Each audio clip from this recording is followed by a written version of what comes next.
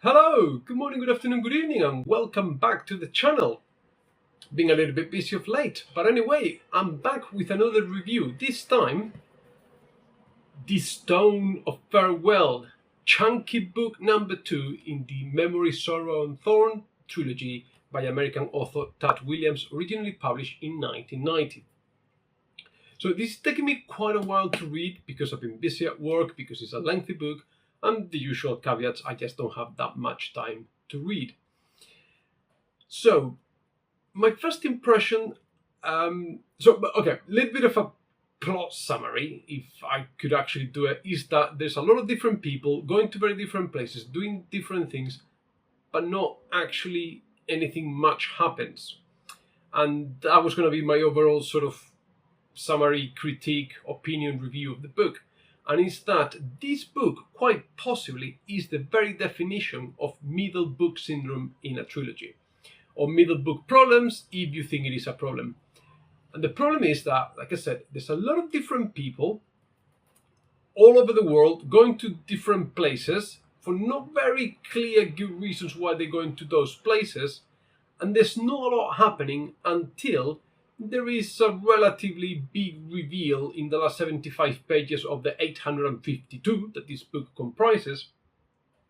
But other than that, we just follow people traveling places. That's it. We don't go on a quest for magical MacGuffins. We go through some ordeals for some characters, but having said all of that, and I think there's no argument there that there's not a lot happening and that there's a lot of people going to very different places, and I keep saying that because it's true, is that I didn't mind it. It didn't drag, really. I mean, it took me a long time to read, but I didn't drag. I didn't feel like, oh my God, I gotta plow through this. So I didn't have that feeling because it was nice to spend some time with some of these characters. I'll put my hands up and I'll admit and I'll agree, I'm not the most attention to detail paying reader. So there probably, quite likely, there are some sort of indications, some little nuggets of information that the careful reader would probably pick up on and maybe untangle in the next book in the series. I just, unfortunately, am not that kind of reader, so I may have missed some things. I was also quite unclear as to why some characters were going some places. So, like in this book, The Stone of Farewell, some sort of mystical lady tells our heroes to go to the Stone of Farewell. But why? And we don't know. And they go there, and they get separated, and there's a whole big an array of characters all going to different places for not very good reasons. Now, the thing is, as I read the book, and because of the publication date of 1990, I kept on... First of all, the impressions that I got in the first book carried on here. So the Arthurian legend / myth influences are echoed or mirrored here in this book. So I got that and it's like, oh, there's that thing going on. I can also see the influences on A Song of Ice and Fire, and obviously you've got the little sort of blurb at the front of the book by George Martin, where he says it's one of his favorite fantasy series, and I think I can definitely, even more clearly in book 2 than in book 1, see the influence on A Song of Ice and Fire. So the multiple character POV that was kind of hinted at, or it was like a proto idea in book 1, is fully fleshed out in book 2. I think it would have helped if every chapter, like in A Song of Ice and Fire, every chapter was titled after the character whose POV we follow, which is not the case here. In here, you have like a sort of generic chapter title, but we may follow up to 4 different characters jumping locations throughout the chapters, and it makes it a little bit hard to follow. It's a good thing that you've got at the back of the book, there's a very sort of lengthy list of characters by tribe / location. So I could reference, because at some point, like, who is this guy? Like why am I following this guy? Because unlike, and I keep referring back to or comparing to A Song of Ice and Fire, but I think one thing that Martin did really well in A Song of Ice and Fire is that every character that we follow throughout the series, they kind of all meet at one point. Everyone is together in a Game of Thrones in the first book.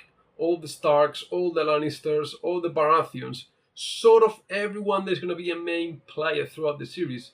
So we'll get to meet and sort of we understand their relationship to each other, and then we just follow those threads as we untangle the mess. Here, it's not quite that.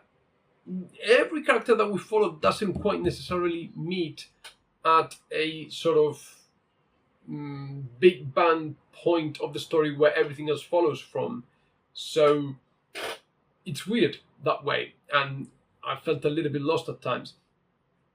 Also, like some of the characters that we follow, it's like you wonder why. So when we follow the cleaning lady of the castle, so the head of the cleaning ladies of the castle, right? Like, why do we follow her? Like, what's the point? I know we know she had a relationship with Simon, but maybe it's simply to show us sort of how things are changing in the castle where King John Presta sort of lived and died at the end of the first book. But it's not really adding much to the story unless there's going to be a payoff later, or unless, like I mentioned before, these are little seeds that will grow in book 3. I don't know. I suspect that's not going to be the case. I suspect there's a great amount of excess fat in this book as part of the overall trilogy. Even as much, I suspect, this whole book could have been cut out from the whole trilogy, not knowing what I'm going to encounter in the last book. Which then begs and poses the following question. The natural next question is, what about book 3? Because book 3 was massive. It was like one of the longest books ever written, and it had to be cut up in 2. So I will definitely be picking up the last book of books 3 and 4, depending on how you count it. But probably it won't be until after summer. I think I need to sort of clear my mind a little bit. There's a few standalones that I want to read. I've got some author that contacted me about reviewing his next book, so I will be doing that. And I want to read a couple of things in Spanish that I got waiting here. I may not read them all, but I want sort of a little break away from that, and I'll probably come back to Memories of Thorn after the summer in the fall. Plus, also I've got the Millennium's Rule series as well, where I got the next 2 books as well that I would like to finish this year, ideally. But no pressure. Just take it as it comes, take it as it goes. So, once again, just to wrap up, big chunky book, possibly a lot of excess fat there, but it wasn't content that I felt I was dragging myself through. Unlike, say, The Wheel of Time. Because the characters were actually likable, or you could understand what they're going through, or their journey was interesting, unlike The Wheel of Time. So there you go. These are my thoughts and opinions for The Stone of Farewell, Book 2 in the Memories of Thorn trilogy by Tad Williams. I will leave a link in the description of my review of Book 1. And please, any comments, things I may have missed that were glaringly obvious to you, or whether you agree, disagree with my review, please comment below. Take loads and lots of care, and I'll see you soon. Bye.